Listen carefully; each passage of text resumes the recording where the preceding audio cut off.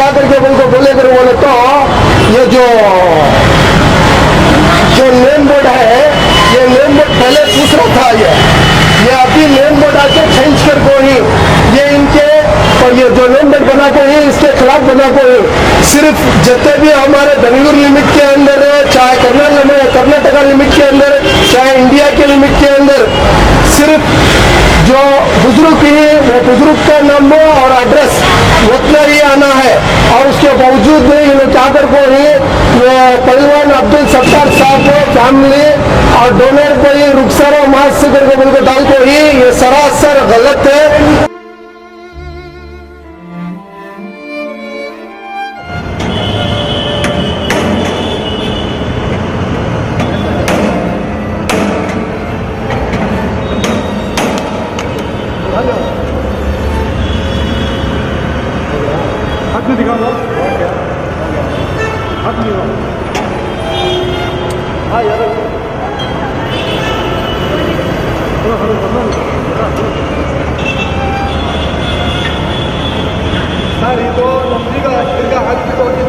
दूसरा कुफल फोड़ डाले थे। उसके बाद में आको दाल को कंप्लेंट दिया। कंप्लेंट देने के बावजूद भी आको उन्होंने यहाँ दूसरा कुफल हमारा फोड़ को फिर डालने गई। ये वजह से आको मैं सामने हमारे मीडिया के सामने कुफल खोल को फिर मैं कुफल डालने को जा रहा हूँ। फिर आको उन्होंने खोले करो बोला तो इसकी जिम्मेदार है मोहम्मद माज और रुखसारा ये चीज़ को इंटरफेयर कर रही है जगह के वास्ते।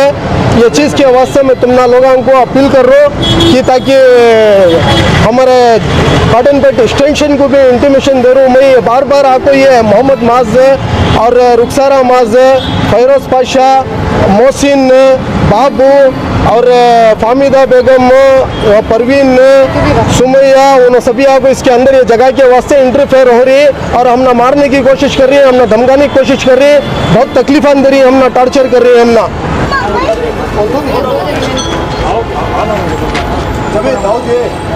सबसे पहले हमारे बेंगलुरु को, हमारे माँ बहनों को सबको अस्सलाम वालेकुम। मेरा नाम नवाज पाशा है और ये आके अब्दुल हाफिज़ साहब के फर्जन हैं। ये आके अब्दुल हाफिज़ साहब के बीबी ही और वो आके अब्दुल हाफिज़ साहब के बेटियाँ ही और उनके बड़े बहन ही और उनके जवई ही और उनके खलेरे भाई ही। तो ये दरगाह का मसला और जगह का मसला क्या है करके बोले तो ये जो हमारे फादर इन लॉ जो ही कम से कम 50-60 साल से इसकी जगह की देखभाली करने का को ही, ये दरबार की देखभाली करने का को ही।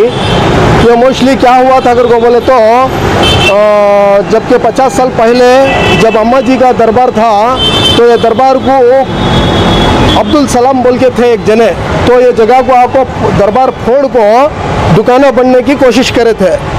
तो वो वजह से क्या करे जो अब्दुल हाफिज़ साहब ही जो कि यहाँ के मुतवल्ली और प्रेसिडेंट साहब जो थे उन्होंने आने के बाद में ये यहाँ का पूरा तस्वीर मालूम हुआ। मालूम होने के बाद में क्या हुआ बोला तो पूरा कॉटनपेट स्टेशन को जब वो परेड के अंदर इन्होंने कंप्लेंट दिए थे। कंप्लेंट देने के बाद में ये पूरा इधर कंप्लेंट करके और उनके जो अब्दुल सलाम थे उनके नाम पे पूरा इशू करके और केस चला। ये दरबार सभी बने थे और केस चलाने के बाद में सेंट्रल मुस्लिम एसोसिएशन और जामिया मस्जिद ट्रस्टेबल वाले दोनों मिलकर अब्दुल हाफिज़ साहब के नाम पे केस डाले थे। ये जगह हमारी है बोल को जब केस डाले, केस चलने को था। ये केस चलते चलते क्या हुआ, सेंट्रल मुस्लिम एसोसिएशन को कोर्ट ने पूछा कि अगर तुम्हारी जगह है करके बोले तो ये क्या है जगह का डॉक्यूमेंट प्रोड्यूस करो बोल के। तो वो जगह का डॉक्यूमेंट इन्होंने प्रोड्यूस नहीं किया। नहीं करने की वजह से और जामिया मस्जिद ट्रस्टेबल वालों को भी पूछा, उन्होंने भी डॉक्यूमेंट प्रोड्यूस नहीं करे। तो हमारा अब्दुल हाफिज़ साहब को भी यही क्वेश्चन हुआ था। तो अब्दुल हाफिज़ साहब ने क्या किए, ये जगह का ओनर मैं नहीं हूँ, ये जगह को मेरे पास ऐसा इंसिडेंट्स हो के मुझे मिली थी, इसके मैं संदोल और सभी कर रहा हूँ करके बोल के मैं कोर्ट को जो भी डॉक्यूमेंट्स से सबमिट किए उन्होंने। सबमिट करने के बाद में जो लाइट बिल था, जो वाटर बिल था, इधर के जो भी संदोल उर्स जो भी करते थे उन्होंने सबमिट किए। करने के बावजूद उनको क्या है, कोर्ट से ऑर्डर मिला परमानेंट इंजेक्शन और विथ डिग्री जगह के नाम पर। किसके नाम पर मिला है? पहलवान अब्दुल हाफिज़ साहब चिश्ती उल खादरी। नहीं, अभी क्या हो गया ये मैं बताता हूँ। जब कोर्ट में केस गया तो सिविल कोर्ट का मैटर हो गया था, तो डॉक्यूमेंटेशन और एविडेंस की वजह से एविडेंस जब हमारे अंकल प्रोड्यूस करे कोर्ट में, तो उन्होंने वाटर बिल, इलेक्ट्रिक बिल और उसके साथ एविडेंस जो था उनके मुतावली सर्टिफिकेशन वो सब किए थे। तो उनको एक परमानेंट इंजेक्शन 1995 में शूट हुआ था। 1995 में शूट होने के बाद 1999 को डिक्लेरेशन हुआ, क्या बोल के इस जगह पे जामिया उलूम और सेंट्रल मुस्लिम ऑफ एसोसिएशन नहीं आ सकते करके बोल के उनको एक इंजेक्शन हुआ था। वो इंजेक्शन से अभी 2018 तक कोई भी इसमें इंटरफेरेंस नहीं हुआ था। 2018 से जब 18 के बाद से इंटरफेरेंस ज़्यादा हो गया है। अभी हमारे से एक ही आपको से एक डिमांड कर रहे हैं, हम एक ही जस्टिस पूछ रहे हैं। 1965 से लेकर 2022 तक ये चीज़ के बारे में हम ही देखभाली की है। As a caretaker, as a मुतवल्ली, एज ए कमेटी, हर चीज़ से हम सिर बन के सबको हम लड़े, हर चीज़ को। इसको लास्ट में बेस्कॉम वालों ने इस जगह के ऊपर आके अपना प्लान डाल दिए थे, उनके ऊपर भी हम स्टे लिए। उतना सब डॉक्यूमेंटेशन रहते हुए बावजूद हम एक ही गुजारिश कर रहे हैं कोर्ट और वक्फ बोर्ड दो जनों से भी, ये सब रहते हुए हमारे को बाहर करने का कुछ मसला ही नहीं होता, फिर भी हमारे को बाहर कर रहे हैं। हम एक ही डिमांड कर रहे हैं और एक ही चीज़ पूछ रहे हैं। हम इतने साल से ये दरबार को हमारा सर्विस दे दिया, हमारे दोस्त का वालिद और हमारे दोस्त के वालिद के फादर इन लॉ सब इतना सर्विस दे दी है, उनका पूरा ज़िंदगी इस दरबार के वास्ते छोड़ दिए वो। अगर ये जगह वो टाइम बचा के नहीं रहते तो अब ये जगह की उर्स क्या कुछ भी नहीं रहता था, नाम और निशानी नहीं रहता था। अब ये जगह बचाने की वजह से सब आ रहे हैं। तो इतने साल बचाने की वजह से अभी वक्फ बोर्ड बोलती है वक्फ बोर्ड का जगह है करके। 1965 से लेकर 2018 तक वक्फ बोर्ड किधर गई थी? मेरा सवाल वक्फ बोर्ड से है। जब 1995 में इंजंक्शन ऑर्डर हमारे को हुआ तो वक्फ बोर्ड भी जब थी ना, वक्फ बोर्ड 1995 से लेकर 2018 तक क्यों नहीं आई?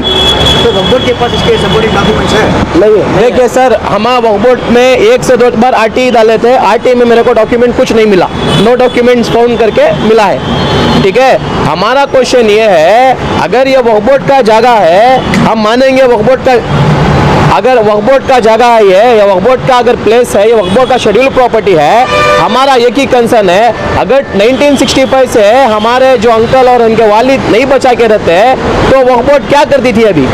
अभी बेस्कॉम वाले आ गए थे और उसके बावजूद ये जो 1995 में इंजंक्शन शूट हुआ था, ये आके सिविल कोर्ट में हुआ था। तब 1995 में तो वक्फ बोर्ड थी ना, तो वक्फ बोर्ड क्यों चैलेंज नहीं की इस इंजंक्शन के लिए? हमारा एक ही मकसद है भाई, हमारा इतना हेरिडिटी के बाद इतना सर्विस हमारे वालिद और सब देके है। ऑर्डर जूम कर लो।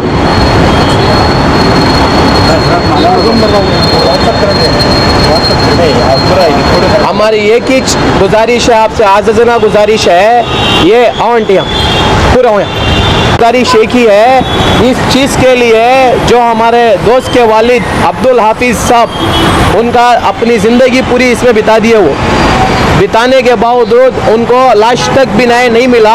हम आपसे अपील करते हैं इस चीज़ की हकदारी इनको मुतवल्ली इनके पिताजी को, इनके अब्बा को थी, और उसके बाद इनके पास भी मुतवल्ली सर्टिफिकेशन सब है। एडमिनिस्ट्रेशन पूरा इन्हीं के हाथ में कंट्रोल में ला के इनकी तरह जो भी काम चलाएं इनकी तरह करें। क्यों? मतलब इनके वारिसदार और हकदार यही है। यहाँ के परमानेंट शूट हुआ है विथ डिग्री के साथ में, और इसमें क्लियरली मेंशन हुआ है अब्दुल हाफिज साहब के नाम पे ऑर्डर हो किया है, परमानेंट इंजेक्शन और जगह के ऊपर डिग्री।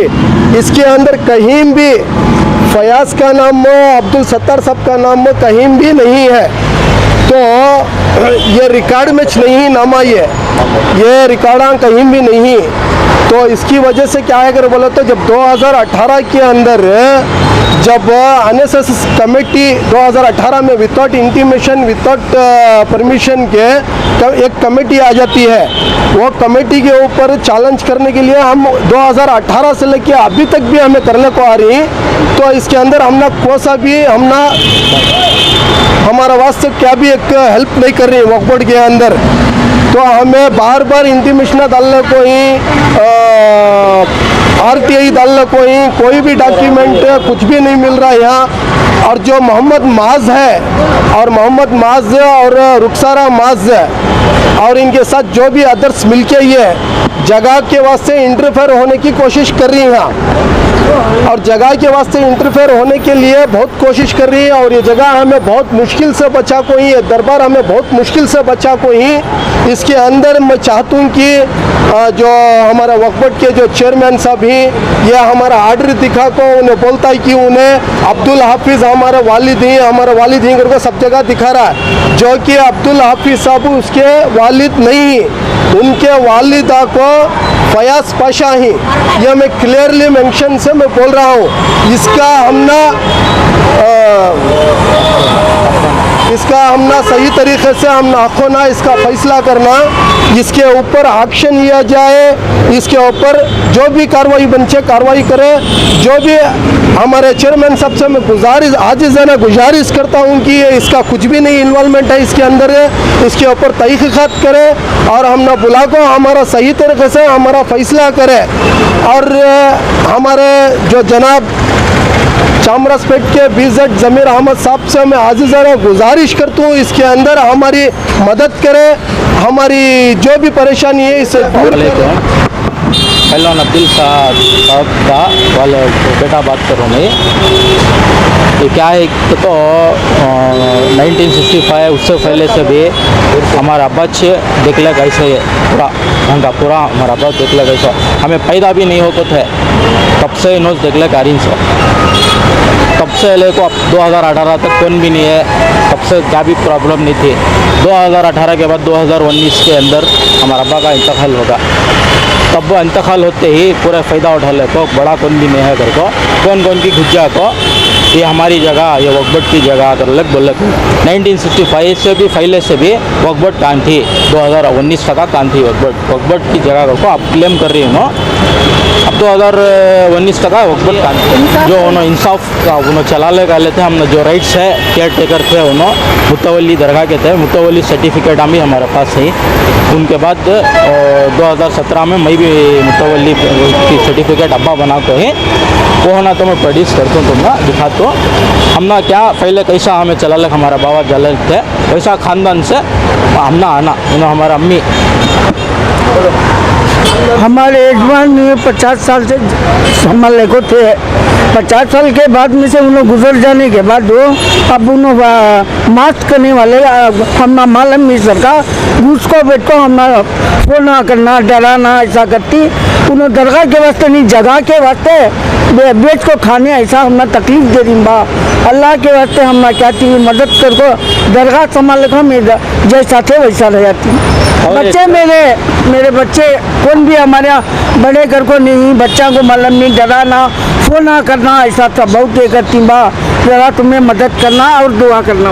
और एक बात 1965 से भी पहले से भी डोनेशन ने किसका भी 1 रुपया नहीं ले कोई, हमारे हक में कितना है हमें कितना हमारे हक में होता, एक बत्ती की एक फूल के पूरा हमारे जेब से वक्फ बोर्ड से किस कौन से भी नहीं किधर से भी नहीं होना, तो ये इंक्वायरी तुम्हें कर ले सकती है। 1 रुपया भी किसका ने भी डोनेशन नहीं ले को ही हमें आज तक हमारे हक में कितना है हमें होता करती है।